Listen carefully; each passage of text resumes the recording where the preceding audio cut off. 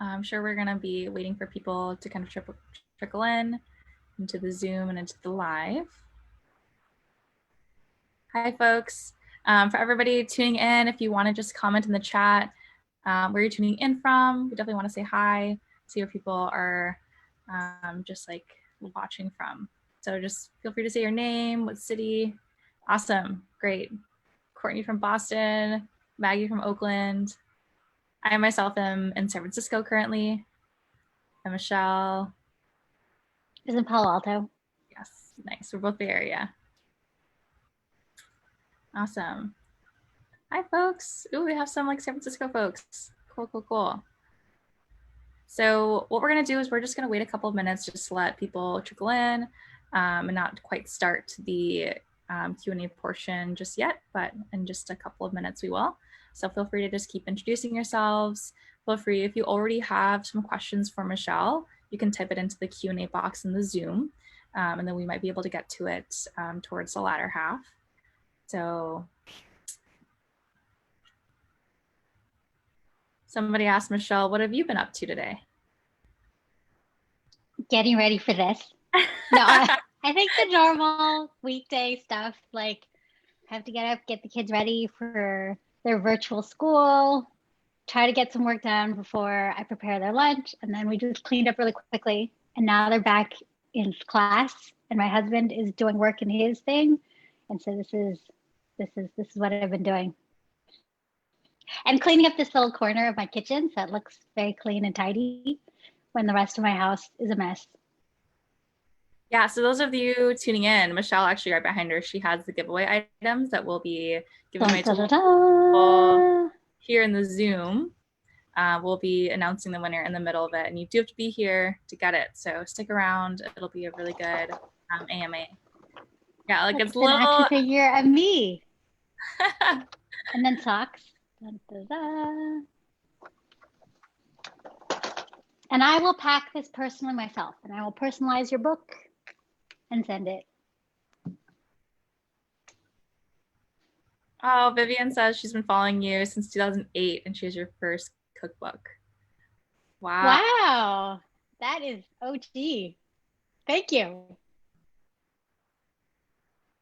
Awesome, great. So people are flooding in. That's good. We'll wait like probably one more minute before we officially start with introductions and all of those things. But yeah, so people that are continuing to kind of roll in, just say hi in the chat, say where you're coming in from. Feel free to plug in your questions in the Q&A box in the Zoom or in the Facebook Live. If you are tuning in there, we'll be trying to populate that as best as we can into the Zoom Q&A so that I can see it and then potentially ask. Cool. Okay. So I'm actually probably going to go ahead and start. It's about a couple minutes in. I think we're going to have a lot of good questions to ask. I want to make sure we have enough time for our opening questions as well as the questions from the audience. So I'll go ahead and just do the introductions. So to everyone tuning in, thank you so much. We are so happy to have you here today. I'm super excited to be chatting with Michelle. I actually work with her, so we're pretty close. But I am always interested to hear more about her story, and I think you have so much to offer and so much knowledge to give. So I'll do a quick introduction myself and then talk about the sponsor for the event as well. So I'm Angelina Hong. I'm actually also part of the marketing team and Asian Hustle Network. But on my own business, I run a photography and social media marketing business, and I'm based in San Francisco. I particularly love helping the women of color entrepreneurs. So I love working with Michelle, and I love working with other folks who are like myself. And I want to also thank our sponsor for the event, Genprex, and then also thank Michelle Tam of Nom Nom Paleo for offering her time today. Michelle, do you want to give a quick intro of yourself? I'm Michelle Tam, born and raised in the San Francisco Bay Area, child of immigrant parents from Hong Kong and Guangzhou, China. I used to deal drugs in the middle of the night as a night pharmacist at Stanford Hospital. And then while I was doing that, I had a side hustle where I created Nom Nom Paleo, which is a food blog that is all about paleo eating. And eventually my side hustle became my main hustle. Awesome. We'll definitely be talking a lot about that today, like the transition from the side hustle to the main hustle. So I'll just go quickly into what people can expect for the next hour or so. So for the first like 30-ish minutes, we'll probably be talking a little bit about the questions that we came up with for Michelle to answer, just to give you all some more background on who she is. Throughout the event today, if you have questions that pop up that you'd really like us to ask for her, feel free to put it in the Zoom Q&A or in the Facebook Live. We're going to try to populate it here as well. So don't forget to submit your questions. We'll be doing the giveaway announcement towards the middle of the AMA, and then we're just going to finish up with the Q&A until right around 1:55 p.m. And then we're going to do closing remarks and wrap up. So really excited to have you all here. So let's just get started. So Michelle, can you tell us a little bit more about your journey beginning as a night pharmacist to now being an award-winning cookbook author and food blogger? Well, this was not planned at all. I actually thought I was going to be dealing drugs for the rest of my life, and I still have my pharmacy license. I graduated from pharmacy school in 2000, and right afterwards, I did a residency at Stanford. It was a joint residency with Stanford and a drug company. And after doing that residency, I was like, oh, I think I want to work at the hospital. So I took on a job at Stanford as one of the ICU pharmacists. But my schedule was so crazy. I think you would only know maybe 2 weeks before for the next month ahead, like when you would be working, and you could work days or evenings, or if you're a newbie, you'd have to rotate through the night shift. So I'd never know what my schedule was. And it was really frustrating because I was a total foodie and I loved going out to eat, but I couldn't make reservations because I never knew what my schedule was. And so when the night pharmacist position came up, the person who was leaving the position was like, you know what, this might be a really good opportunity for you, Michelle, because I know how much you like to go out and eat and see your friends. The pay's a little better, the hours suck, but this way, you can kind of plan your life and you know what your schedule is forever. Like no matter what, you work 7 nights on and have 7 nights off, and it's just the same. And so you can predict what your schedule is into like 2030. And I was like, oh, awesome. Like this is perfect. I want to try this night shift, not knowing there's a reason why there's a night differential in pay, because working nights is really, really bad for your body. And that's why it's actually considered a carcinogen by the World Health Organization for, working nights. But while I was working nights, I had 2 kids, and I think at around 2010, so I'd been working nights for 8 years by now. We had our kids, but my husband and I were out of shape. We're like, oh, let's try to get in shape. And so he picked up these DVDs, and he started exercising. And then he discovered something called paleo, or a way of eating called paleo. And he told me about it. And I was like, what does that even mean? Like, you just eat like meat and vegetables and you don't eat as many grains. And I was like, that sounds bogus. Like I'm the one that has a nutrition and food science, background from college. And I think you're supposed to just eat whole grains, no fat, no meat, And so he did it and he felt really great. And immediately he got a 6-pack, and then he started doing CrossFit. And I was just like, maybe there's something to this. But he didn't try to convince me to go paleo at all.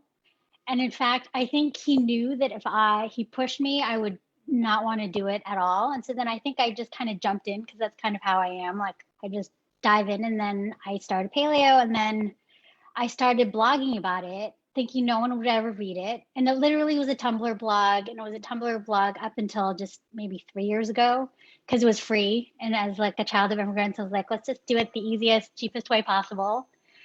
And so I started blogging, and I didn't think anyone was reading, so I would swear all the time on my blog. But then it just started getting more popular, and I used to just cook other people's recipes and kind of paleofy stuff. But then I realized you can't do that. You have to actually create your own recipes. And so then I started, creating my own recipes, and one thing kind of led to another. And this was all while I was working nights. Until finally I was like, I can't juggle all the things. And so now this is what I do. That was really long-winded. To No, answer your not question. long-winded at all. Yes, yes, yes, yes. Totally. I mean, I think a lot of people, a lot of viewers here might be able to relate of like going from full-time to maybe going into their like side hustle. Maybe people are still there right now. So I'd love to dive into that a little bit deeper. For you, how is it balancing being a mom, night pharmacist, and also a food blogger?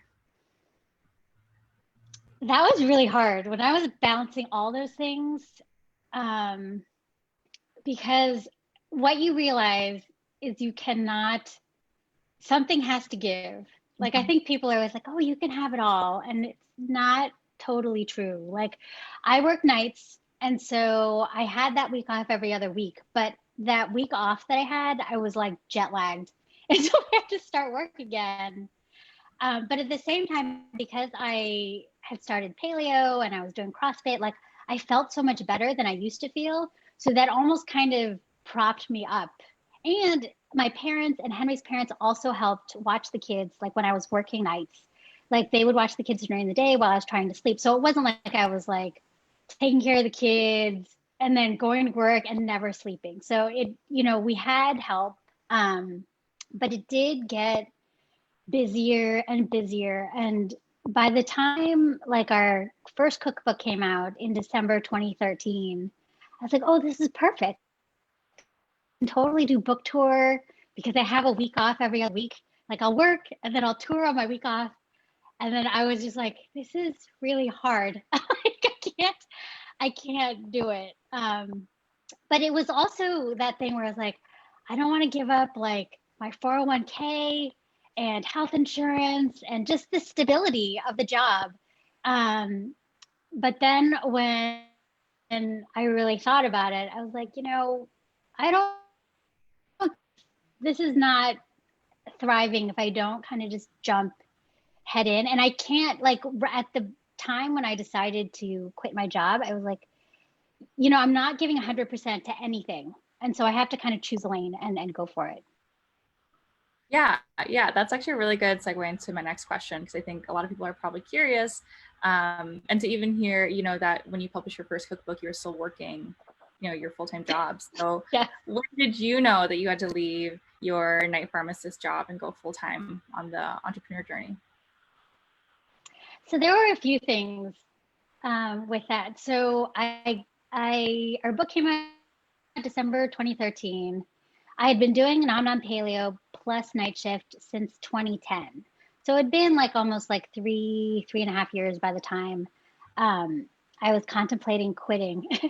And so I think I decided I was going to quit in April of 2014, but I didn't actually quit until July because if you work at the hospital, you have to give a lot of notice, especially if you're the night pharmacist, because there's really not that many people that want to fill your shoes.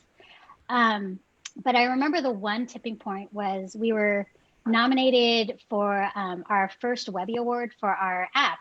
And they didn't send me the invitation, I think, until maybe a month before. And it was in New York City. And like, it just seemed like so much fun. And I was like, I really want to go to this because I don't know if this, like, when will this opportunity ever come again that I can attend the Webby Awards? And like, there was a party that was DJ'd by Questlove and stuff. And I was like, wow, I really want to go. But they couldn't find anyone to work for me on the night shift. And I was like, I can't believe it. If I have to forego this opportunity and experience just because I have to work a shift at the hospital, like I'm not happy with that. But luckily, everyone at the hospital actually came together and like helped me like cover that shift.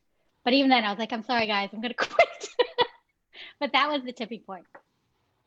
Okay, yeah, yeah. Basically, when tipping point is when you like couldn't really engage in those like celebrations too and being able to Mm-hmm. really give your all. I definitely feel that too as like an entrepreneur with like different like with your divided attention you really Mm-hmm. realize that things have to give.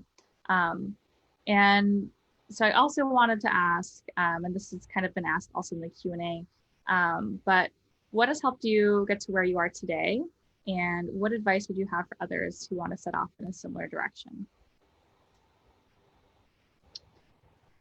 So I think there's there's a lot of things that have helped us. Like, I mean, first of all, one of my biggest partners and cheerleaders is my husband. Like, people always think Nom Nom Paleo is just me, and it's not. Like, Henry does all the stuff people love about Nom Nom Paleo, like the design of the book, the branding, the cartoons, everything, like anything, photos, all the pretty stuff.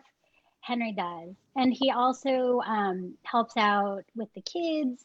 He has a full-time job. Like, people think that he, does this as his full-time job, but he has like a hard full-time job.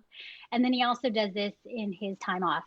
And then we have parents that were super helpful, especially when I was working nights, that would kind of chip in and work. But that's also why I decided to quit my job when I did, because they're like, okay, we're getting old. We don't want to babysit anymore. And, I think you're doing okay. And I was like, okay, you're right. We have to reevaluate all that stuff. But I think a lot of it is growing up kind of the child of immigrants. Like, there's just kind of this work ethic that you learn. I mean, there's good and bad about being children of Asian immigrants, as a lot of the people in the audience know, right? Like, there's all this pressure to kind of live up to what your parents' expectations are for you. But at the same time, you see how hard they work and how relentless they are to provide like the type of life they want for you. Mm-hmm. Yeah, do you want to talk a little bit more about that? Like, how that mentality maybe either affected or like shifted the way you work, or even affected the decision to go full time with Nom Nom Paleo?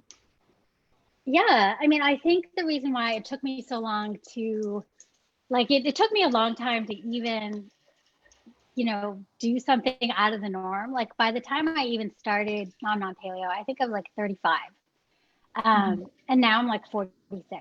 And so I feel like I I was perfectly happy being a pharmacist for a very long time, because my dad was really happy just working his job. Like, he worked his way up from being like a technician at a factory to he went to night school and he became an engineer. But then he got a job where he literally would leave the house at like 7:30 and be home at 4:30, and it was like this schedule, and he was super content. And I actually used to tell people, I just want to be a cog in a wheel, just like that. I want to have like a job that helps pay my mortgage, but I like just having this super steady thing. And so I was really worried of kind of leaving that. But then, thinking about everything now that I'm older, like, I realize now that my dad and my mom and my grandparents were like huge risk takers. Like, they left everything, to come to another country. And so for him, that stability was something he was striving for, because he kind of built himself up from nothing. But I think what he wants for me and my sister, like, even though he said he wants something stable for us, is that he wanted us to also take risks and find something that you're passionate about. And of course, they don't want you to fail. So they want you to kind of just go for the professional degree or the job that is super stable. But I think even though I was really afraid to kind of quit, like, my parents, I think, are very happy that I did. Yeah, that's great. I think having that support system really helps when you're making those big decisions. And so somebody asks, Frankie Gaw actually asks, which I think is relevant to what we're talking about right now too. What were some key decisions maybe you can remember, maybe early on in the mid-career, that you made that were pivotal to the growth of your business? Anything? So I think that's a good question. I mean, I think one of the things, because I did this, I kind of started Nom Nom Paleo like in my 30s, and I already had kind of this stable job. I never had to do kind of like a money grab for anything. Like, I actually was able to, and like Henry and I made a really conscious choice about this. Like, I wasn't just gonna do a bunch of sponsored stuff that I didn't believe in. Like, our first product that we put out was actually our app. And a lot of people are like, why don't you just do like an ebook or something? It's free, you'll make a ton of money. But we're like, I don't know. I think this app thing is really cool. So we were able to really do things that we really loved and wanted to put out there. And like the app, even though app development is super expensive and neither of us are developers or have any tech knowledge, like we were able to find like an app company that was like at kind of the beginning stages of building their business. And so they partnered with us and they helped us create like a really amazing app at like kind of a fraction of what it should cost. But I think it's kind of things like that. Like we would just say no. We say no to so many things. And I think people always think that I'm like sponsored by like Instant Pot or a whole bunch of stuff that I talk about, but I buy those things myself. And, you know, just having my audience trust me, like I don't ever want to lose my audience's trust.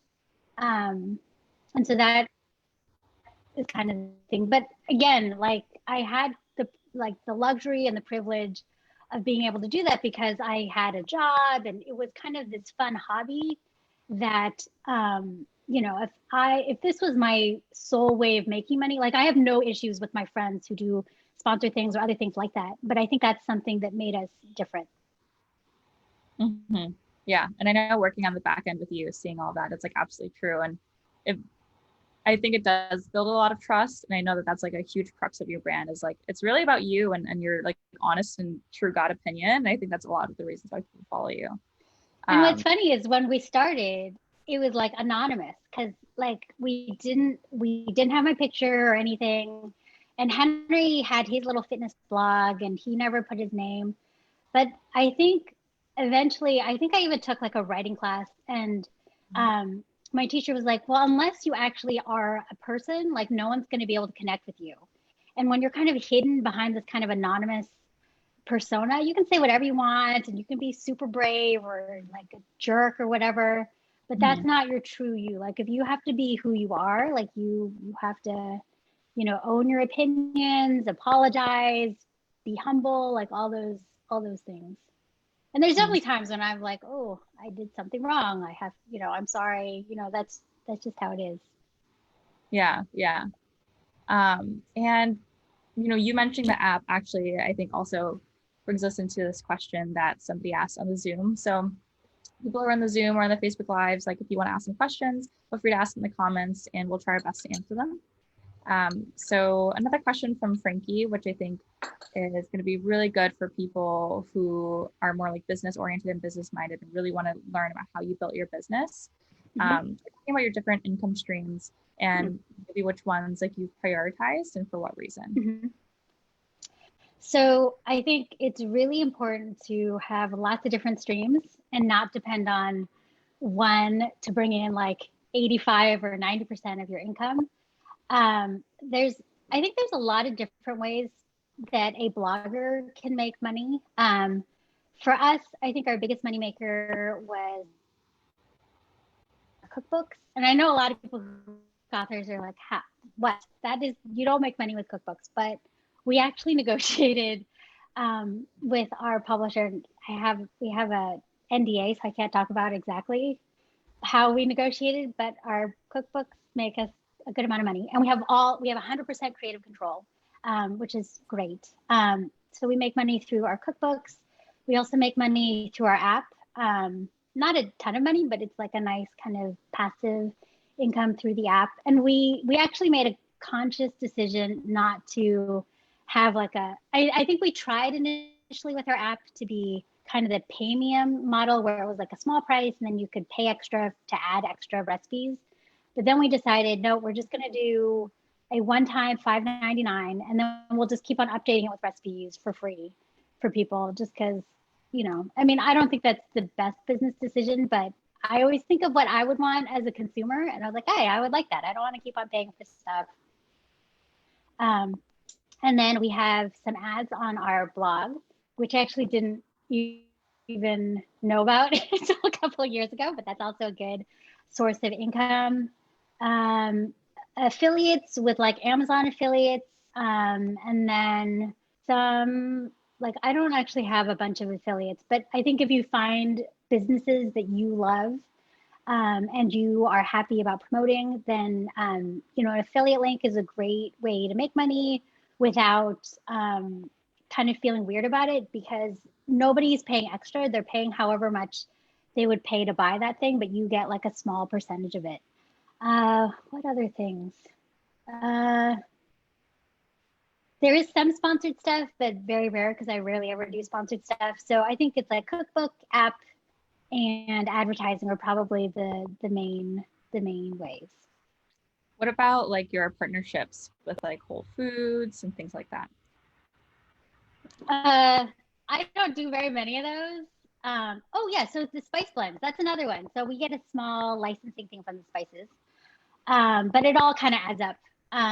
But like Whole Foods is, they partner, but it's also, I don't think it pays as much as people think it does. But it's really great marketing, right? Because it, like, you know that if Whole Foods is partnering with you, that also gives you cachet, right? That, wow, Whole Foods would partner with me. And so we always thought of our whole like foods partnerships as like a really great marketing opportunity for us. And we love Whole Foods. It was a place that we shopped all the time and continue to shop at. And it has a lot of the values that we share. But in terms of like actual money, like, again, it's probably me because I don't have like an agent or a manager or anybody who negotiates stuff. And so that's why I like being in control of my own things, because then I'm not kind of like, I don't know how much people charge for sponsored posts or, that kind of stuff. Um, and so sometimes I'm like, shoot, I must have pitched them too low because they didn't counter at all, so. But the things that I mentioned that make money, those are kind of concrete things, and those are things that we're kind of in control of. Yeah, yeah. And this also segues me into another conversation that somebody asked from Facebook. Connie Chung asks, what was your vision for Nom Nom Paleo when you started? Did you imagine it to be what it is now? And what surprised you most about its evolution? So when I started it, I literally thought it was just my personal food journal. Like, because when I started paleo, I didn't really know what you were supposed to eat when you went paleo. I mean, there were a few food blogs at the time, but it wasn't my specific flavor of paleo because I was like a huge foodie. And so I wanted to taste good. And so I just started originally on Tumblr, just kind of writing like ways I would paleofy recipes or what I would pack to take to the hospital as my meals. And then I started posting like paleofied versions of recipes in like all my cookbooks. But then it's just slowly morphed into creating my own recipes. And now and when I started, I literally was blogging several times a day. Like, right now I'm having breakfast, right now I'm having lunch. If you go back my archives, it's terrible. And the pictures are terrible. And so it's just kind of evolved now into being kind of an evergreen paleo recipe site. But there are certain things that I think have been kind of consistent through the whole journey. Like, it is very focused on our family. And at first it wasn't. It used to just be me talking about what I was eating. But then people would see pictures of my kids in the background. They're like, what do you feed your kids? Are your kids paleo? And I'm like, this is all about me. Stop asking about my kids. But really, it was because I felt really guilty, because I was like, yeah, how come my kids aren't paleo? And why don't I eat their leftovers? Like, why is it okay for them, but I won't eat it myself? Um, and so that's when it kind of pivoted to be more kind of family friendly, and I cut out the swearing.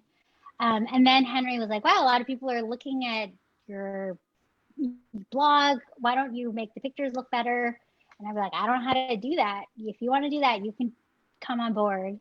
So I think in 2012 is when Henry kind of jumped on to help with all of the graphics and visuals. And when we were at UC Berkeley, he used to be a cartoonist for the school newspaper.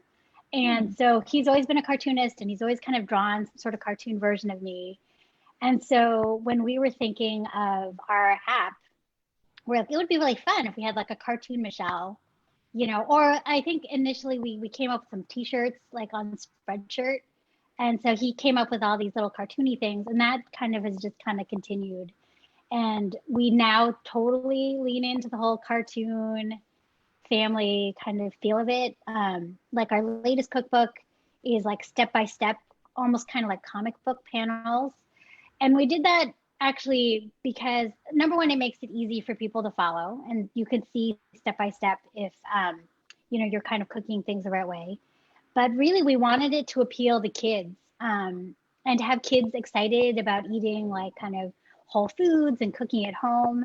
And so we get a lot of like letters from like little kids, and we're like, yes, like it worked. So hopefully that, I don't know. Yeah.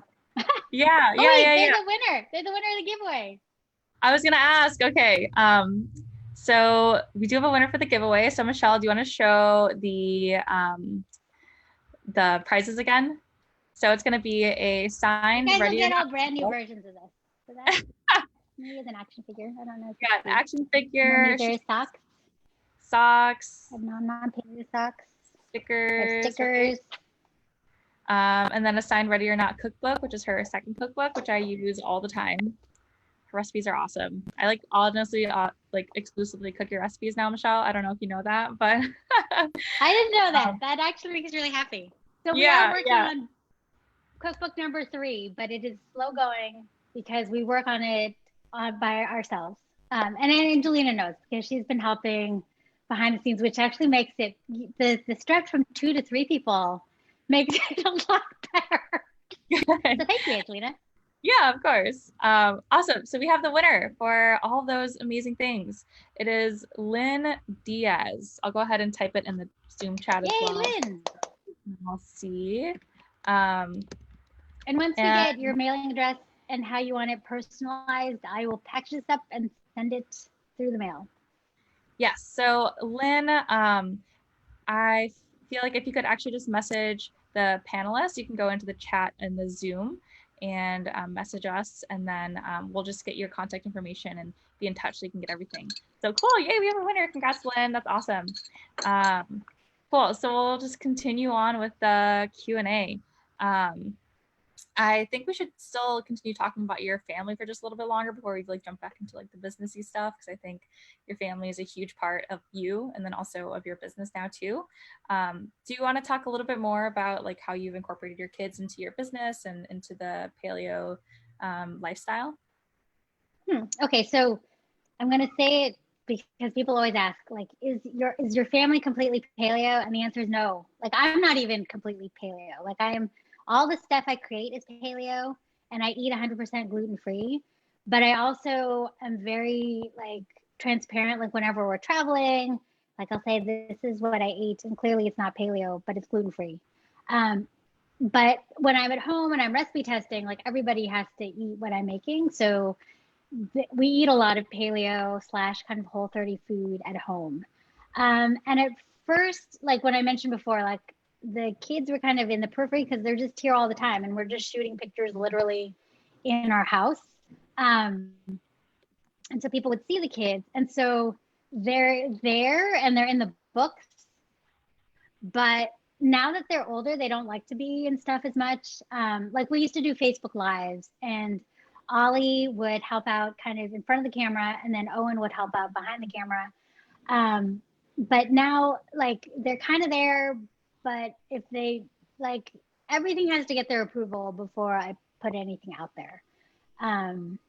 But, you know, we kind of just live our life, and they happen to kind of be around, they're in it.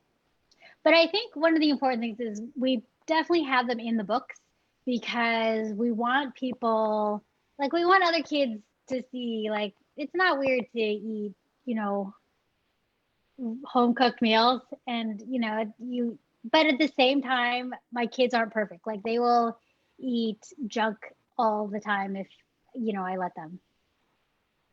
Yeah. As kids and honestly humans probably do. Yeah. Awesome. I see in the Q&A box that people are asking a little bit more about like your negotiations. So talking a little bit, if you can, about the process creating like your cookbook and maybe how you decided to do that on your own, like you and Henry, and not hiring an agent. Both the cookbook and maybe like your other partnerships as well. Okay, so one thing I don't think I've mentioned is, so Henry is a lawyer. Yes. So luckily, see, I have like a negotiator as a partner. I mean, he's not a contracts negotiator, but he knows how to read legalese, and he knows how to negotiate stuff and contracts. Um, and I think also, like, for the whole app thing, we just did that all ourselves. Like, we self-financed it, we figured out how to do it, we did, all the research, and we just did it ourselves completely.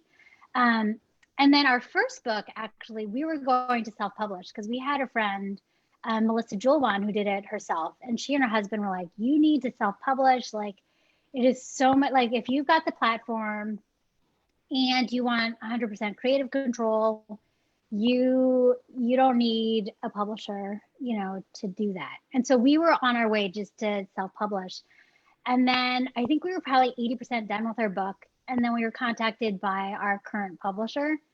And she was like, I'm going to actually be in town. Why don't we meet for coffee?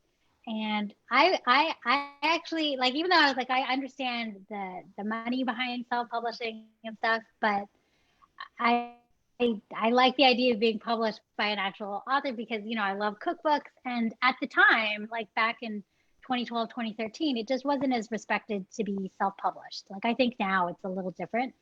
And so when we met with her, Henry was like, you need to say no. This is like when we were at the timeshare. You cannot cave. You just have to say no, stick to your guns. So I said, okay. So we went and had coffee with our publisher. And we were like, nope, this is what we want to do. And she was like, well, why don't we talk about things? And so we came up with a mutually beneficial negotiation. And then in terms of like negotiating with other, like, part of why I don't do sponsorships is because I don't know how to negotiate. I don't know what is, I've actually talked to some of my friends and said, hey, how much do you charge for this? But that's something that people don't like to talk about.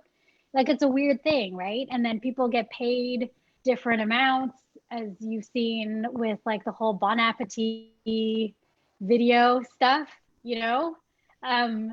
so that's also why I was like, I don't want to be dependent on those types, that income stream, because I don't really have control over that.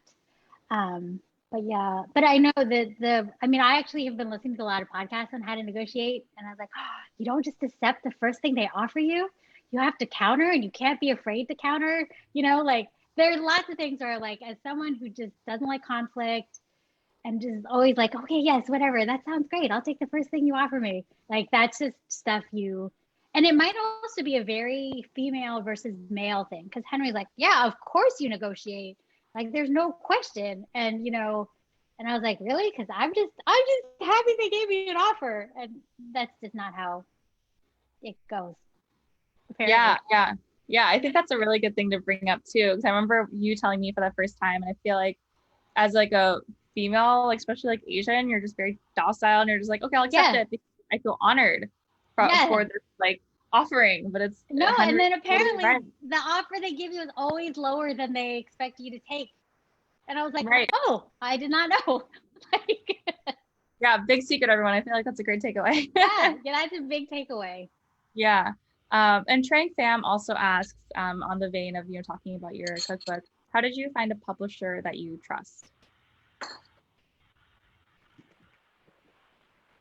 So we had been approached by a bunch of publishers before, but none of them were offering us what we wanted, because they always were like, this is how we want you to do it. Like, we want it to be like a he said, she said with you and Henry would do the fitness part, and then you do, workout, whatever. And I was like, that's not who we are, and that's not what I want to do. Or some other publisher was like, I want you to do paleo junk food.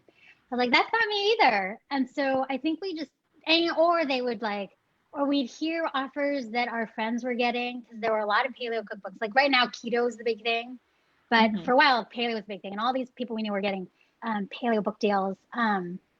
But they all, but then we had our friend Melissa who did her own thing and self-published, and she's like, no, look, this is the bottom line. You can make a lot more if you do it yourself. Um, and so we were pretty committed to just doing it our own way because we had already done our app. But then our publisher approached us, and I really like I love our publisher. They created a bunch of cookbooks that I loved and I owned, and they also at the same time do a bunch of cartoons and graphic novels. Like Calvin and Hobbes is Andrews McMeel, and so I just thought it was like a really good synergy. And I also like that they were not, I know this is weird, but I like that they weren't in New York because that's where most of the publishing house, and there are some here in San Francisco, like Chronicle and 10 Speed and stuff. But I like that they were in the middle of the Midwest, like in Kansas City. And when we flew out to meet them, I was like, I like this. I like this here. I think these people, like, I think they were just very straightforward. And we were able just to talk to them really honestly about what we could bring to the table. Because there were clearly things that, you know, if you were to self-publish, yes, there are ways that you could do it. You can hire a printer and you can hire editors and, you know, all the stuff and indexers. But if you actually go with the publishing house, like this is what they do. So they know, and they already have relationships with printers.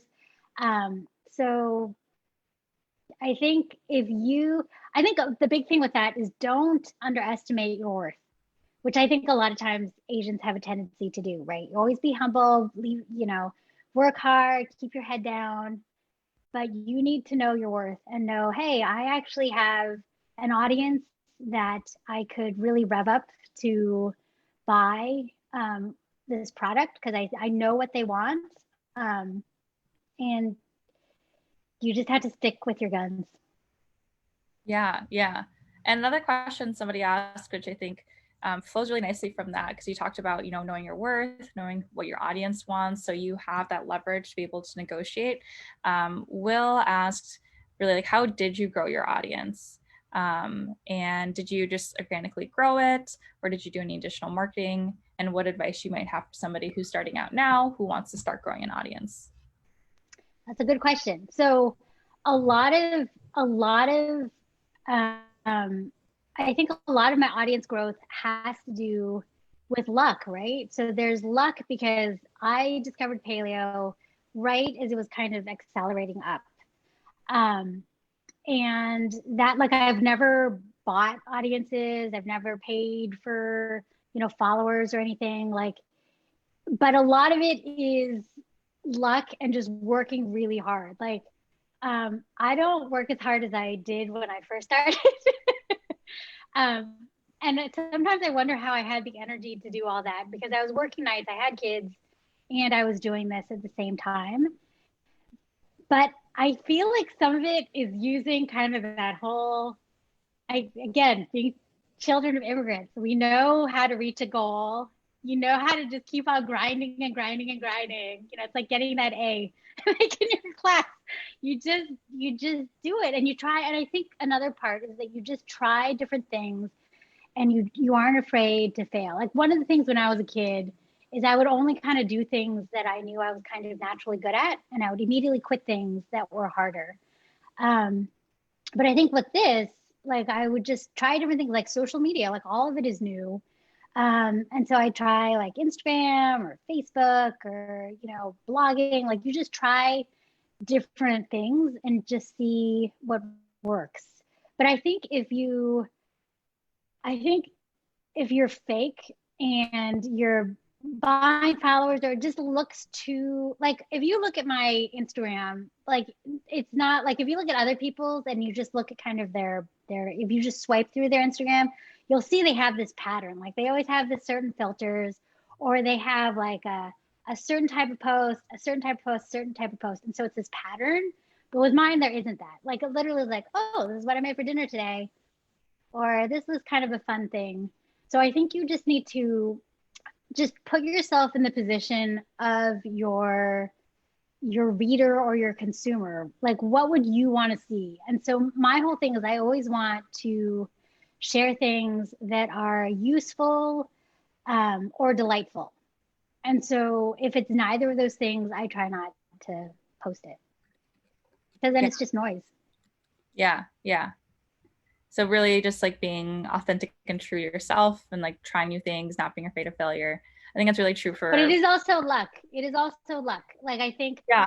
starting, a lot of people who have gained a big audience, it's because they started early. Mm-hmm. And it just so happened at that time. But I think if you work hard and you have good content and you network organically with people, I think that's another thing. Is I think people are like, how do I get to know other people? You just have to organically try to connect with people. And please never ever slide into someone's DMs or write them an email that says, hey, I'm in your hometown and I would like to buy you a coffee so I can pick your brain about how to be as successful as you are. Because that never works, number one. And that's like, it immediately kind of makes the person on the receiving end be like, like, please, like, that is a very, it's almost kind of like a very entitled request. Like, why don't you help me? Like, I'm not gonna, you know what I mean? But if you are organically like saying, hey, I really love this, and like how, like, and engaging realistically, people will want to help you, and like it'll happen. But you also can't be afraid to reach out, but also don't be don't be a jerk about it. And don't be Yeah. offended when they're like, what do you mean you're not gonna go out for a coffee with me? Like, because that's not gonna happen. Yeah. Yeah. I mean, for me personally, I feel like this is my advice that I've realized is like pick your brain as red flags because it really Yes. just means like how can I get free information from you where you've Yes. like harvested your knowledge for years and they're like, can I get it from you in like 30 minutes? And it's like, over coffee? Like, Yeah. no. And also, things Um, are really different, right? Like, even I've told you exactly how I achieved what I achieved. It mhm. will not be the same for you because of timing, luck, like so many other factors. Yeah, yeah, totally agreed. Um, and somebody else asked, Yuri Kim asked, can you talk about who's part of your team, staff, freelancers, collaborators, etc. And I'm going to expand on that and say, because I think for myself as like a solopreneur, at what point do you realize you're like, I need to expand my team? Like I need more people, especially when it's like your baby. Um, Mhm. yeah. Okay. So it is me with the recipe development, and then Henry for most of the photos and design. And then we also, Angelina here also helps us. Before the pandemic, she was helping us like shoot pictures and like all the Facebook management, because I am not really great at handling all the Facebook stuff. She handles all the Facebook stuff. She does a lot of kind of operation stuff. With the book stuff, she's also helping us with editing and organization, like stuff that I'm not good at. And then the only other two, so Angelina is actually like a part-time employee of ours, and that's the only person like on our payroll. But I also have a Pinterest VA that helps with Pinterest because I don't know how to do Pinterest, and then I have a bookkeeper, and those are recent things. And even Angelina, the scope of what she's been able to do is a lot more than what my last person did, because he was virtual and he just kind of helped with Facebook. Um, but Angelina's been able to help us with a lot more just because she brings a lot more to to us. Awesome. So that's And it. then, yeah, at what point were you like, we need to go beyond just, you and Henry? I think, let's see, I hired my first person back in 2015. So I think probably before the second cookbook, which was 2017. So 2016-ish, just because it's a lot of work and you can't really do everything on your own. And it was really hard for me to give up stuff. And for Henry too, because this is like our baby. But I think what we realized is there are other people who can do that a lot better and faster, and you can just pay them to do it. But it also, I think, kind of depends. Like there's certain things that I think we could do better and faster, but we also like to keep it in-house. But it depends on how you want to grow. Like I also have friends who have blogs where they have maybe like 10 part-time people on staff because they're also creating a lot of content and videos and all this other stuff. Whereas for us, it's like we create like a recipe a week for the blog, and then we're working on the cookbook. So that takes up a lot of our time. And Henry also still has his full-time job. So it's not like we're throwing ourselves 100% like I am, but Henry can't throw himself 100% into this.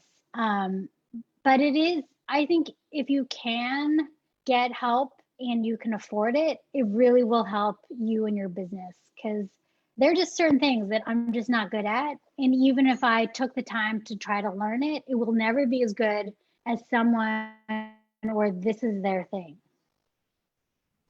Right. Yeah. And like recognizing that too and being okay with it and not trying to learn everything by yourself. Cause I think as like entrepreneurs like yourself and myself, it's like, let me just like learn everything and do it. And then you're just like, yeah, good. Or save that time for the things you're good at.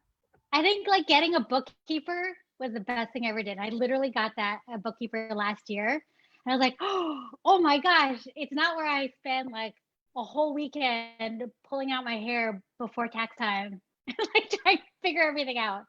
I mean, obviously other people are like, well, QuickBooks is so easy. It shouldn't be that hard anyway. But like, that's not a strength of mine. Yeah, because there's still stuff you have to do with QuickBooks anyways. It's not just like this magical thing. Cool. I know we're coming up. It's about 1:50. We'll have another like 5 minutes to talk about maybe one or two other questions, and then we're going to go ahead and wrap up. So folks, if you want to try to get any last minute questions, we'll try to get to, two of them. And I guess let's go back to talking about your cookbook, since I know right now, you're working on your third one. If you want to talk about your third book at all, feel free. But also Charlene from Facebook is asking about the process of you creating those cookbooks, and maybe what was the hardest part for you about putting that together? It's putting together our cookbooks can be pretty chaotic, as Angelina knows. Angelina's trying to help us streamline it for our third one.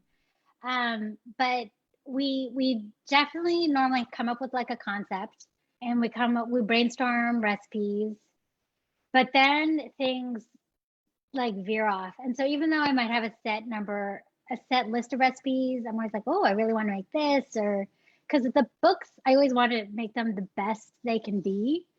But then once they're published, it's like set in stone and you can't fix anything. And so that's why we're always trying.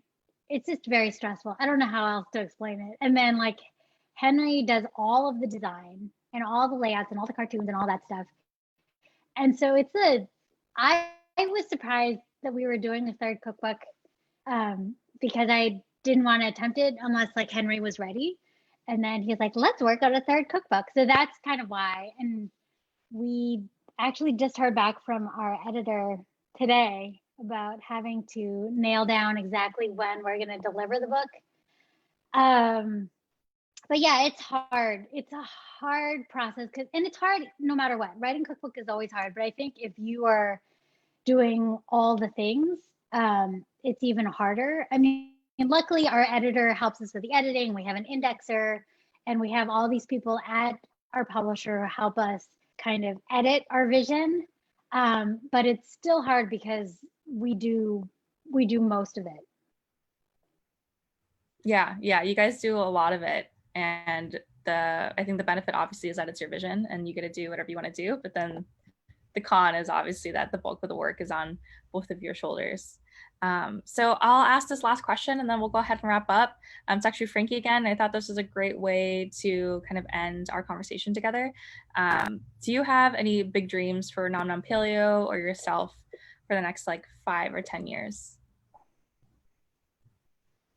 That's That's an interesting question because I never think ahead like that ever. Like people are like, did you ever see like where do you see yourself in 5 or 10 years? Like I've never done that. And I don't even know. Like I honestly like we literally like I think we try to do the put out the best product that we can now and I don't think about what happens in the future because paleo might not be popular and there's just so many unknowns. I mean, 2020 is a perfect example of, the world, kind of going crazy. And so I don't know where I see myself in 5 to 10 years. I mean, I don't know that I'll be doing this forever, but we will be doing it as long as we love it and we feel like we can offer something that people want. Awesome. Well, thank you so much, Michelle, for your advice, for your candid responses. I always enjoy talking with you. And thank you to all of our listeners, people who are tuning in to the Zoom and to the Facebook Live. I hope you all learned a little bit something today. And I'm sorry if we didn't get to your question. But Michelle, if people want to find you, where can they find you? They can find me at nomnompaleo.com. I think every social media, I'm at Nom Nom Paleo, except for TikTok because I didn't grab it. And I'm not really on TikTok anyway. But yeah, just did Nom Nom Paleo. And you can Google Nom Nom Paleo and you'll find me. Awesome. I'm typing it into the chat so people know. I know you also have an app for the iOS, which somebody commented they already bought it. And I'm like, cool, it's awesome. I definitely use it a lot as well. Oh, thank you. And as we're wrapping up, I just want to say thank you again to our sponsor, Genprex. Their mission is to develop life-changing gene therapies for patients with cancer and diabetes through unique, innovative science, and to also our other partners, Ace Next Gen and Gold House, who helped us throw out the event to all their audiences as well. So that's pretty much it for today. Any last words from you, Michelle? No, it's been a pleasure. The time went by really fast and I had a really great time. So thank you. Yeah, of course. Yeah, thank you too. So thank you to everybody who's tuning in. We're going to be signing off soon. So thank you.